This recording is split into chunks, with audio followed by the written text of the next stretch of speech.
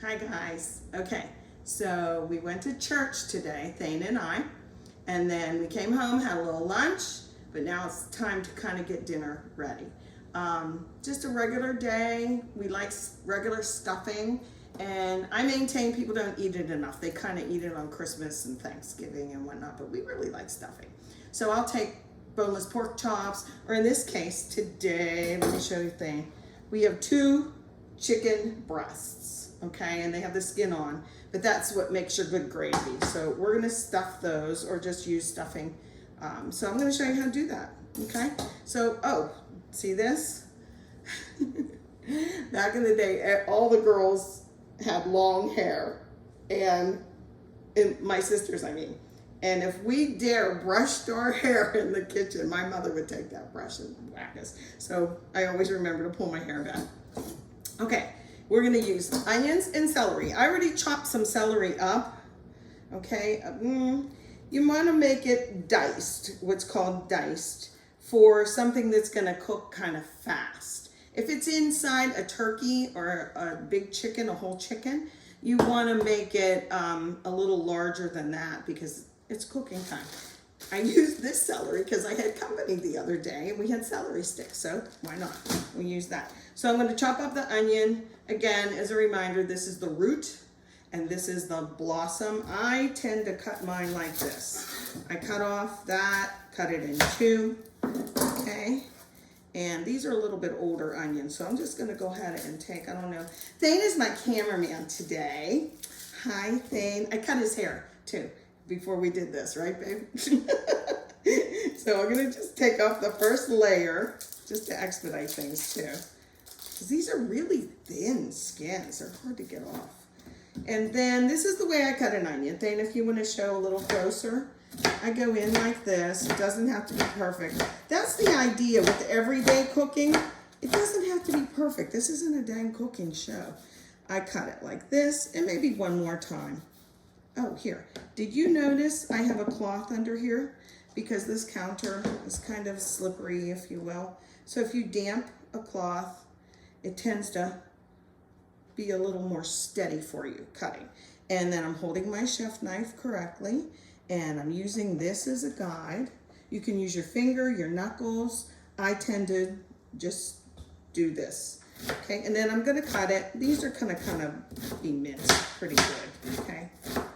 Let's just get, wow, this is making a lot of onion. Again, it doesn't have to be perfect, so I'm gonna do the end of it like this and just give it a good little chop, chop, chop, chop, chop. Okay, and this is all that's left. So we have our celery and we have our onions for our stuffing. We actually have to go over here, Thane. I'm gonna take off my glasses because these are readers. Okay, so let's take our chicken and our onion and our celery. Let's go. Come on over here, Thane. I'll show you what's next. Come on around this side. We are going to cut up our bread. But first, we're going to get these in the saute pan. Okay? Celery and onion, and we need some butter. So let's pour all this in. We have things to do today, so we want to get going. I'm going to put the heat on, and I like to use a lot of butter for this because it's going to make a good gravy too. So let's get that in there and get it sauteing. Yes, I should have put the butter in first, but I didn't, so there. Okay, just get that. It's soft butter. And you like me, I don't really keep my butter in the refrigerator most of the time. It's just on the counter. I guess I use it enough that it's like that. So we'll get this going, and in the meantime, come on back with me. I'll watch that. That's on pretty high. We are going to cut up some bread. This is a sharp knife. I gotta be careful. Here's the pan I'm gonna use, a casserole dish. And you can use white bread. You can use any kind of bread you really want.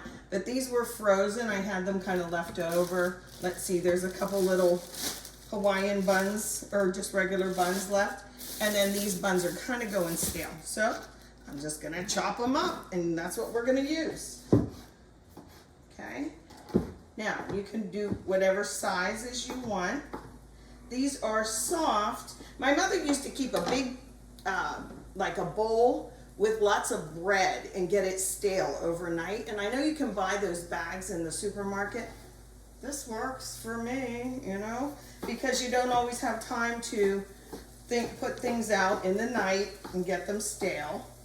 But if you do, that's great. I guess they hold up, the stuffing holds up a little better.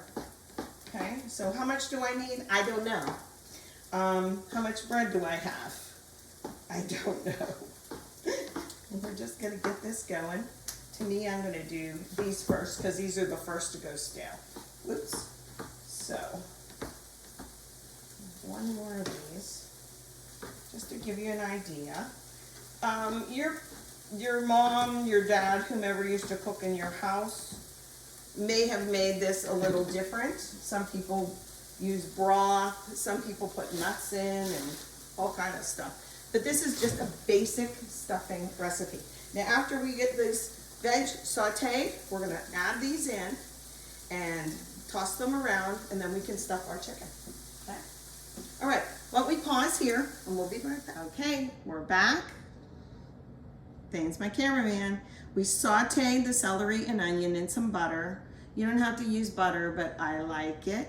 And then we added in some sage. This is just a generic sage. It works for me. And you can buy McCormick or a name brand if you like it. I like that too, but this is, you know, works for us. Okay, so when I put in the bread and got that all mixed up, and it's cooling. It's not quite cool enough, but we gotta do this. Okay, we're gonna get this done. So come on over here, honey. And we are going to take these chicken breasts. These are not ideal, by the way. I like stuffing pork chops, even the little boneless one, like I mentioned. You just put it all on top. You don't have to stuff them. You can lay the pork chops out in your casserole, and then you can just put a bunch of whole stuffing on top because believe me, it's good like that. So I washed my hands and I rinsed the chicken. Where are you going, thing? Come on around this way. You can see like this. Okay, I'm gonna spray this pan first. Okay, just with a little extra Pam or generic spray. And here's something that I like to do. The celery stalks I get at the store, I take them and go whack right through the paper. I know it's crazy, but I do. It saves a lot of time because then I can reach in the refrigerator and just pull them out. Look how easy that was. I know, I cheat. I do things fast and easy. It works for me. I'm gonna take 2 of these celery stalks. I'm gonna lay them in this pan. Why am I doing that? Because I don't want the chicken and the stuffing necessarily to all touch here. I just want it either inside or on top of the breast, because if the chicken is up top, then, and I need to put water or something in there, it'll steam it and it won't get too soggy. So let's just do this. I'm gonna stuff this first and then put them on top. Come here, you. Yikes. Can you see things? I don't know, I gotta grab it with my hands. And then I'll do it over here, how about that? Okay, I'm gonna put some under the breasts, or under the skin, excuse me. Can you tell we don't rehearse this? We just go for it. So I'm gonna put a bunch under there. And then because this doesn't have a cavity, I'm just gonna put some here. I know, I'm gonna take half. Half for one, half for another. Okay, and I'm just gonna press it in. This is not the way I usually do it, trust me. But the idea is you have chicken and you have stuffing and it's delicious. So there. And then I'm gonna put this, the big side out here because heat goes this way first. And if the big pieces were here, it wouldn't cook as fast. This way it'll cook. And yes, we're gonna have a lot left there. Come on over here, chicky baby. You just reach your hand up under the skin. This doesn't even have a lot of skin to do this, but the idea is there. Some of the stuffing will be kind of soft, and I like it like that, but we also like it crispy, don't we, babe? They're saying yes. Okay, and then let's get, I'm telling you, this is still hot. I'm burning my hands. And I'm just gonna push it in. I know it's crazy, but that's why I wanted to show you how I do it. Okay, like this, put that in there.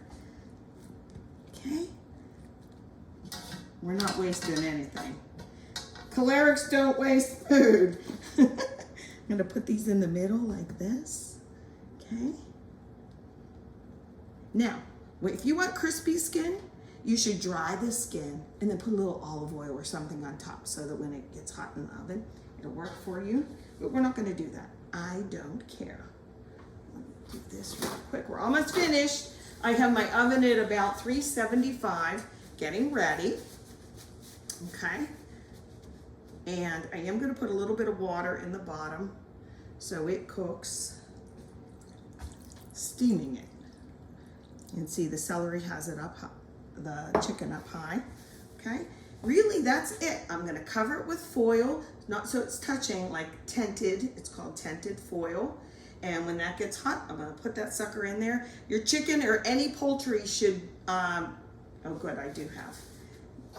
I have both. You should use a thermometer to make sure your chicken is cooked thoroughly. You don't want to gash it open and figure that out. I've done that, trust me, I've done that many times. This type of thermometer goes right in the chickie baby and then in the oven. It can stand the heat in there and then you can look. It should come to 165 for any poultry, but I like this little guy. This is why I have it out. I wanted to show you. This is after it comes out of the oven. You can test it in the thickest part of your chicken or poultry. And then if it reads 165, you know it's finished. You can crank up the heat at that point in order to brown your turkey or chicken a little bit longer. Cook it just a little bit longer to brown that. That's it, Fort Pitt. And then when we come back, I'm going to show you gravy, because isn't that always the best part of the meal is the gravy?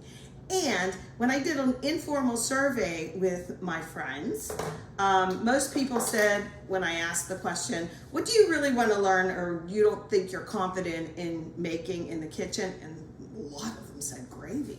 And to me, gravy's easy peasy. So we're gonna do that, all right? It's just a basic way to make gravy. You're gonna like it.